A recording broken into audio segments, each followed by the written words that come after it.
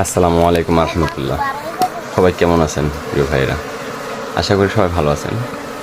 আজকে আসলে বাসায় বসে আছি, কাজ কাম বন্ধ ছিল, তাই ভাবলাম যে একটু আমার মৌমাছির বক্সটা একটু দেখে আসি।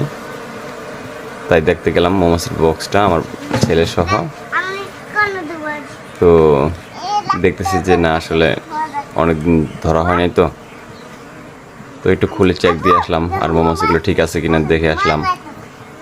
ইনশাল্লাহ মৌমাছিগুলো ঠিক আছে। তো কুইন গোটটা খুলে দিলাম, আজকে কুইন গোটটা খুলে দিলাম, যেহেতু একটু ওরা ভিতরে অনেক ময়লা টয়লা হয়েছে, তো ওগুলো পরিষ্কার করার জন্য। তো কুইন গোটটা খুলে দেওয়ার সাথে সাথে ওরা সব বের হয়ে আসছে। ওখানে ভিতরে ময়লা আছে, ময়লাগুলো একজনে মুখ দিয়ে এনে আবার বাইরে ফেলতেছে ওরা। তো আসলে আল্লাহর কি সৃষ্টি দেখেন, ওরা নিজেদের কাজ নিজেরা এত